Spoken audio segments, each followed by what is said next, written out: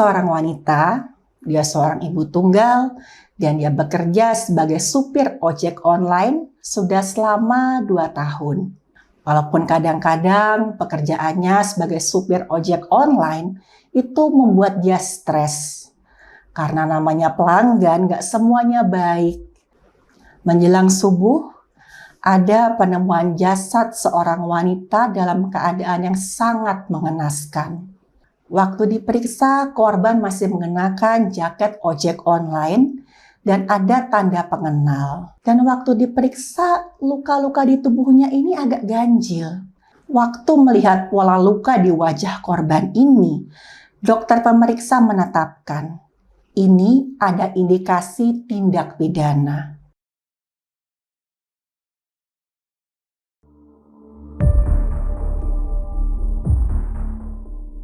Halo, saya Dr. Stefani. Saya seorang dokter spesialis forensik dan saya melihat apa yang tidak semua orang lihat. Halo, balik lagi di channel Dr. Stefani. Teman-teman di sini saya yakin nggak cuman pernah dengar, tapi sering menggunakan jasa ojol atau ojek online. Berkat ojol, mereka yang nggak punya kendaraan bisa jalan-jalan dengan bebas. Nah, kasus yang akan saya bahas di sini itu berkaitan dengan ojol. Penasaran? Ayo kita bahas. Ada seorang wanita, dia seorang ibu tunggal, dan dia bekerja sebagai supir ojek online sudah selama 2 tahun. Wanita ini dia punya 1 orang anak laki-laki berusia 8 tahun. Suaminya udah lama meninggal, tapi sepeninggal suaminya, wanita ini nggak mau lama-lama terpuruk. Dia malah ingin mengabdikan hidupnya untuk menghidupi anak sematawayangnya. Walaupun kadang-kadang pekerjaannya sebagai supir ojek online itu membuat dia stres. Karena namanya pelanggan nggak semuanya baik. Gak jarang juga wanita ini dapat marah-marah bahkan sampai kata-kata kasar dari pelanggan yang merasa gak puas dengan pelayanannya. Semua itu ya kadang membuat si wanita ini sedih. Tapi dia selalu ingat, ini semua demi masa depan anaknya. Karena itu si wanita ini dia mencoba sabar dan dia selalu ingat, ini semua demi keluarga. Gak cuman sebagai supir ojek online, wanita ini juga punya usaha berjualan makanan kecil. Jadi sebelum dia narik ojek online, dia buat kue-kue, makanan kecil, lalu dia titipkan di kantin-kantin sekolah. Dan setelah itu barulah si wanita ini dia kerja narik ojek online dari siang sampai malam. Dan hari itu seperti biasanya, pagi-pagi dan nitipin dagangannya, kemudian dia mulai narik ojek online. Hari itu si wanita dia ngerasa senang, karena saat itu pelanggannya sangat ramai. Dan di sore hari, wanita ini dia menjemput anaknya, dan anaknya ini dia titipkan di rumah orang tuanya. Karena saat itu si wanita ini pengen nyoba-nyoba, sekali-sekali cobalah aku ini mau narik ojek tapi dari malam sampai pagi. Dia pamit ke anaknya dan juga ke kedua orang tuanya. Kedua orang tua si wanita ini awalnya berat waktu mau ngasih izin. Ibu si wanita bilang, "Nak, jangan toh, apa nggak bahaya? Kalau malam itu kan kejahatan semakin tinggi, rawan. Udahlah, kamu pulang aja, ini urus anakmu." Tapi si wanita ini bersikeras. Dia bilang kalau malam pelanggannya justru lebih ramai dan dia bisa mendapatkan uang lebih banyak untuk ditabung demi biaya sekolah anaknya. Dan akhirnya dengan berat hati, ibu si wanita ini pun mengizinkan. Anaknya ini sempat nggak mau melepaskan ibunya. Tapi ya setelah diberi pengertian dan iming-iming nanti ibu pulang bawa oleh-oleh, anaknya pun mengizinkan si wanita ini pergi. Tapi yang mereka nggak tahu, Itulah saat terakhir mereka melihat si wanita ini dalam keadaan hidup. Menjelang subuh, ada penemuan jasad seorang wanita dalam keadaan yang sangat mengenaskan. Jasad wanita ini ditemukan di pinggir jalan dalam kondisi tertindih sepeda motornya sendiri. Awalnya jasad wanita ini ditemukan oleh seorang pemuda yang kebetulan lewat sana. Memang jalan tempat si wanita ini ditemukan itu relatif jalan yang jarang dilewati. Awalnya dikira wanita ini kecelakaan. Makanya saat itu si pemuda yang menemukan langsung menelpon pihak yang berwenang. Gak lama kemudian, pihak yang berwenang datang dan memeriksa wanita itu. Waktu diperiksa, korban masih mengenakan jaket ojek online dan ada tanda pengenal. Berkat ini, pihak yang berwenang langsung tahu identitas si korban. Pihak yang berwenang kemudian membawa jasad wanita itu ke rumah sakit untuk dilakukan pemeriksaan lebih lanjut. Pada saat dilakukan pemeriksaan didapatkan korban berusia antara 25 sampai 35 tahun. Korban masih menggunakan jaket ojek online dan waktu diperiksa luka-luka di tubuhnya ini agak ganjil. Karena di bagian wajah itu penuh dengan luka lecet dan memar sampai tulang hidungnya patah. Waktu melihat pola luka di wajah korban ini, dokter pemeriksa menetapkan ini ada indikasi tindak pidana dan korban pun harus diotopsi. Hasil otopsi menunjukkan bahwa tulang rusuk korban itu patah di beberapa bagian dan patahannya itu ganjil karena menjorok ke dalam. Kayak ada kekerasan tumpul yang kuat dan menekan dadanya korban, itu entah ditekan atau diinjak di bagian dada. Rongga dada dari korban ini penuh darah dan waktu dikeluarkan itu ukurannya sampai sekitar 1,3 liter. Gak cuma darah, tapi juga ada bekuan darah yang menunjukkan pada saat terjadi perdarahan itu korban masih hidup. Paru-paru kanan dari korban ini kempes sampai beratnya cuma 200 gram. Padahal berat normal paru-paru pada perempuan dewasa itu antara 350 sampai 400 gram.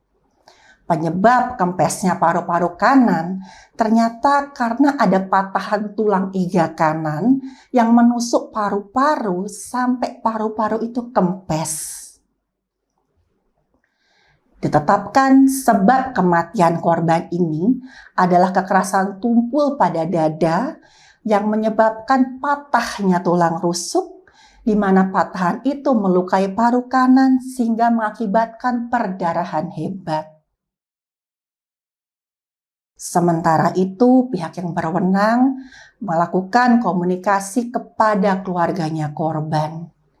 Saat diberitahu berita yang tragis ini, orang tua dan anak korban langsung menangis histeris. Dan bahkan ibu korban sampai pingsan. Ibu korban bilang, "Nak, kenapa kamu kasihan sekali? Nasibmu malang sekali. Kamu itu cuman pengen nyari uang buat sekolah anakmu. Siapa yang tega berbuat seperti ini sama kamu? Coba atau kamu tuh nurut sama ibu waktu itu kamu gak narik malam-malam. Kan ibu udah bilang bahaya." Sang ibu ini bercerita, malam itu dia sempat merasa ya ada firasat gak enak. Dia coba hubungin anaknya, tapi gak ada balasan. Tapi saat itu sang ibu berusaha menenangkan diri dan mikir kalau ya mungkin anaknya sedang sibuk narik. Ibunya ini sama sekali nggak mengira kalau anaknya akan kembali ke keluarganya dalam keadaan sudah tidak bernyawa. Setelah itu, pihak yang berwenang melakukan penyidikan. Mereka memeriksa aplikasi ojek online yang ada di ponselnya korban, dan di situ mereka melihat ada riwayat telepon, riwayat pesan singkat, dan mereka berhasil mendapatkan siapa pelakunya. Pelaku pembunuhan yang sadis tadi ternyata adalah seorang mahasiswa. Dan pelaku ini kenal dengan si pengemudi ojek online tadi. Pelaku berhasil didapatkan di kos-kosannya. Dan pada saat ditangkap oleh pihak yang berwenang, pelaku tidak bisa mengelak dan pelaku pun mengakui semua perbuatannya. Pelaku mengaku malam itu memang dia habis pergi ke sebuah diskotik dan di situ dia terlalu banyak minum minuman yang mengandung alkohol. Dan gara-gara itu dia setengah mabuk dan dia nggak sanggup membawa motor. Pelaku ini sudah lama memendam nafsu pada temannya si supir ojek online wanita ini. Beberapa kali sebelumnya dia ini menggoda si korban ini karena iseng. Dan malam itu dalam keadaan setengah mabuk, dia menelpon si korban dan meminta tolong untuk diantar pulang.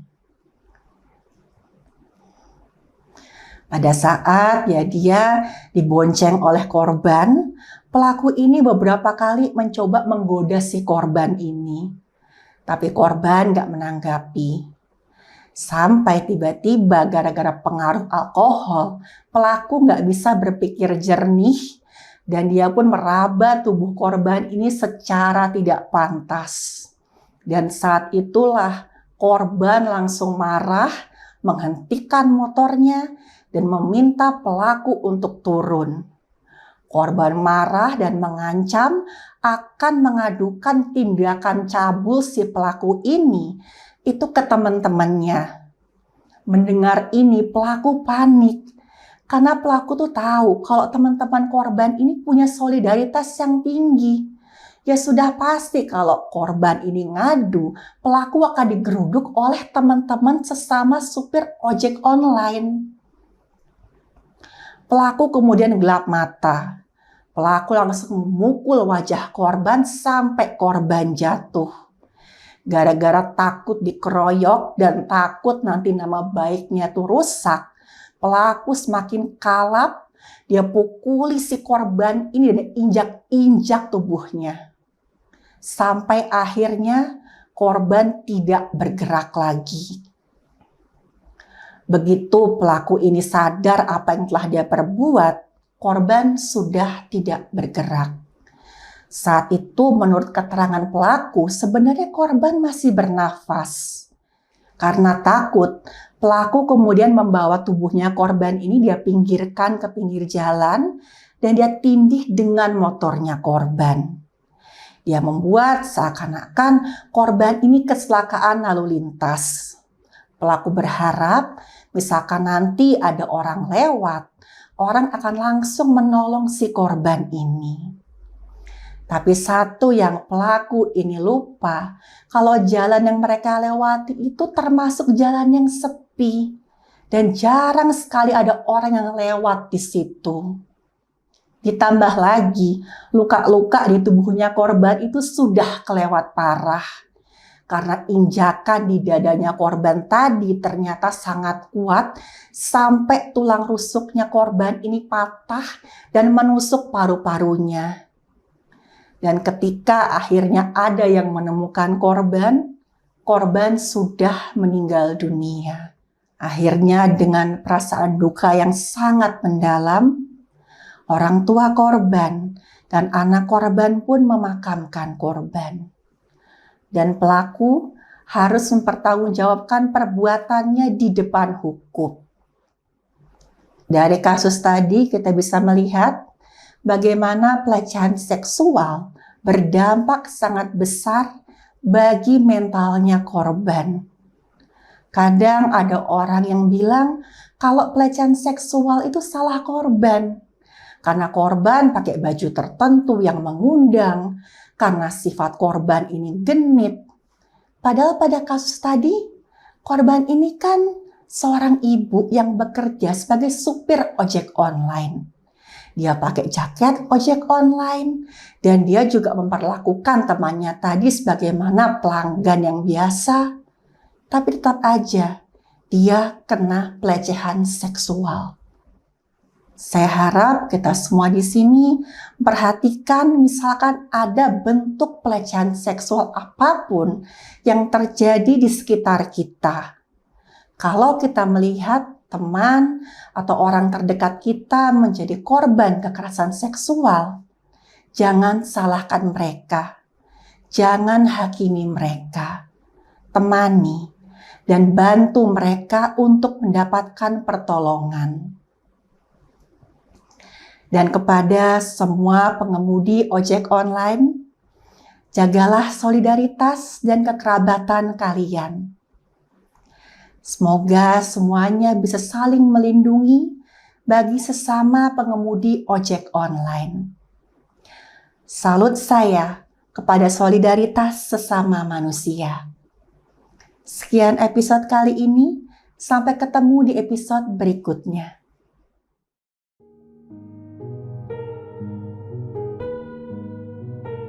Terima kasih buat yang sudah menyimak cerita saya. Silahkan like, share, dan subscribe.